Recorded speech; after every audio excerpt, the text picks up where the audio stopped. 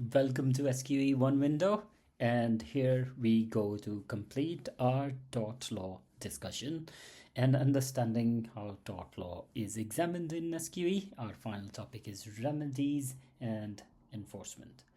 So, we have spent the last few chapters, almost 11, figuring out how tort law decides who is at fault. Now we reach the question that every client really cares about: what happens next? So, this chapter is all about remedies, how the law makes things right once liability is established. And remember, tort law isn't about punishment, and that's what we discussed a lot in our first session. That's for criminal courts to punish people. Tort remedies aim to restore balance, not to get even. So, we are talking about ways to put the claimant back where they were as much as possible, into the position where they feel that they are not aggrieved, nothing is lost. Sometimes that means money, sometimes it means a court order to stop or prevent harm. So that's what we will try to understand.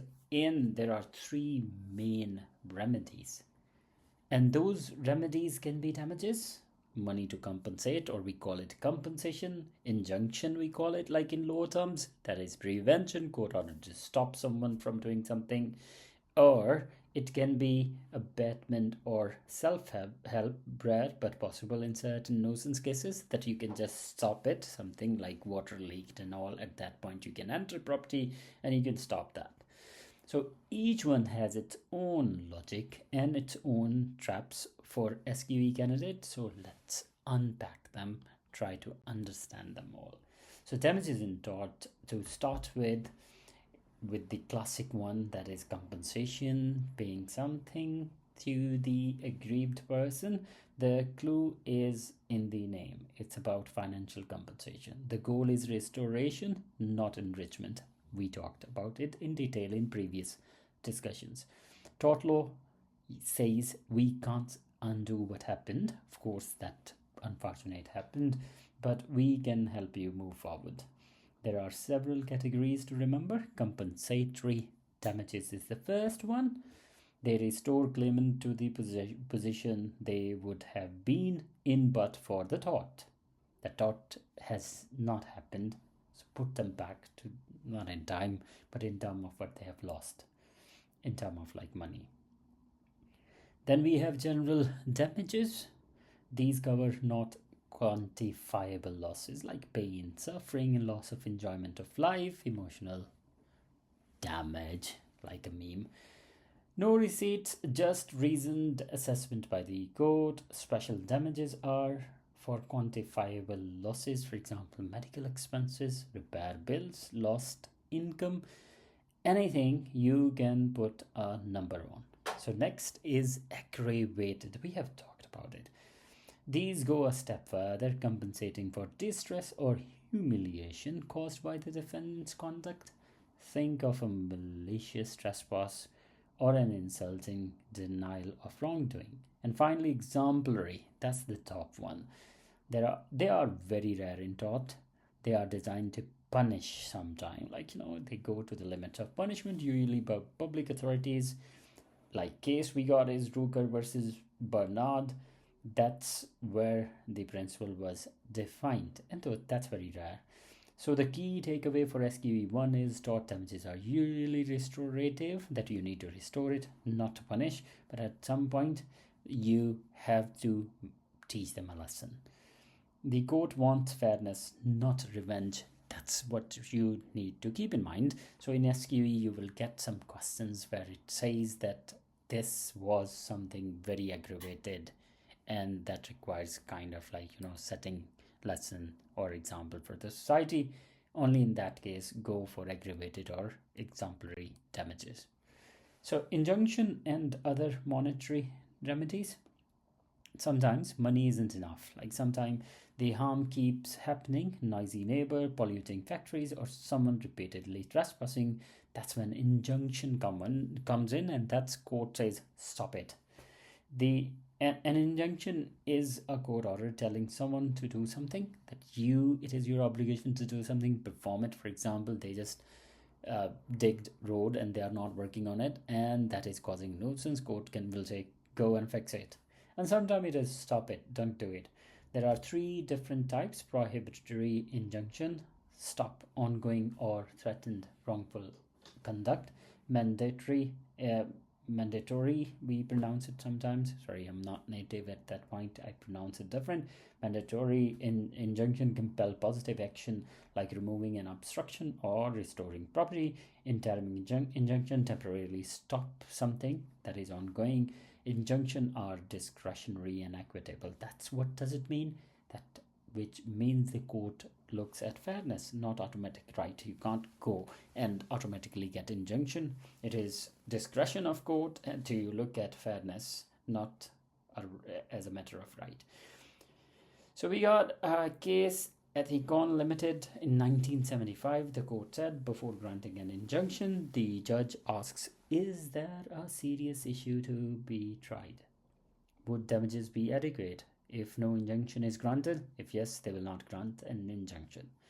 Where does the balance of convenience lies? To grant an injunction or not to? The balance of convenience test is key. The court weighs which side would suffer more harm in case of granting or non-granting injunction. If you breach an injunction, things get serious. Contempt of court can lead to fines or even imprisonment. So if damages are like a plaster, injunction are like surgery, decisive, direct, and designed to prevent further harm. So you need to look at in SQE in question that what will fix the problem, what will help the aggrieved party. So another thing is enforcement and limitation. So you have won your case, great news, but how you actually get your money to ensure the other side complies. So that's where enforcement come. Winning a judgment is one thing, enforcing it is another story altogether. Courts can enforce judgment through several mechanisms. It can be like a writ or warrant of control, allowing bailiffs to seize goods of parties at fault. Attachment of earning order, taking money directly from the defendant's salary, and other direct debit in the salary. Charging order, securing payment against defendant's property so that they can't dispose it off, sell it. And in case of injunction, contempt proceeding if defendant disobeys the order. Like you got an order to stop music from neighbor, they don't, you can go in contempt. But don't forget about time limits, because even the best claim will fail if it's out of time. So that's what is tested. Sometimes what is the limitation of a tort claim? That's 6 years for the most torts. 3 years for personal injury, starting from the date of injury or the date of claimant became aware of it. Sometimes it is injury, but people are not aware. Once they go to doctor, they become aware of it. From that time, clock starts. The court can extend time limits. They can extend limitation in cases of fraud, concealment, or equity demands it. But don't rely on the generosity in exam. Most of the time, they keep the clock. They keep the limitation time. So in practice, tort law is as much about timing and enforcement as it is about liability. So once again, personal injury, 3 years. Rest of torts, 6 years. So at that point, keep this in mind while you are attempting your questions in SQE. So our favorite part of this discussion. So SQE focus, we call it, like remedies in practice. So and enforcement in practice, how it works. So let's put this into SQE mode. Every problem question on remedies is an opportunity to show that you understand why the law awards what and what it does. So here is your checklist that you need to look at. Identify what remedy is being sought, damages, injunction, or both. Explain why it is appropriate. Is the aim to compensate or prevent harm? Apply the relevant principles. Balance of convenience for injunction, reasonableness or foreseeability for damages. Check limitation period, and that's very crucial. Are they within time or not? Mention enforcement briefly, how the court's decision become reality. And the common pitfall that people fell and common traps are assuming all damages are punitive. No, they are not. Forgetting that injunctions are discretionary. No, they are discretionary at the discretion of court. And ignoring limitation is the biggest trap I have seen in exam. People become emotional and they want to give the aggrieved person something. No, it's not. You need to look at law. And your golden SQE question: has the remedy fairly restored the claimant or prevented future harm? That's what you need to look at. If you can connect every answer back to fairness and purpose, you will stand out. So, remedies and enforcement are the grand finale of tort law. They show that tort isn't just theory, it's action. It is the point where right becomes real outcome. Whether it's a check, a court order, or an injunction pinned to a fence, remedies give the law its teeth. As you prepare for your SQE, remember that tort law begins with duty, travels through breach and damage, and ends here with justice, with remedies in one form or another. So, I wish you all the best, and to enhance your understanding, once again, I will just give you a direction. That's our notes and question bank, which will effectively which will prepare you for your exam if you do your best. Thank you very much. Ta ta.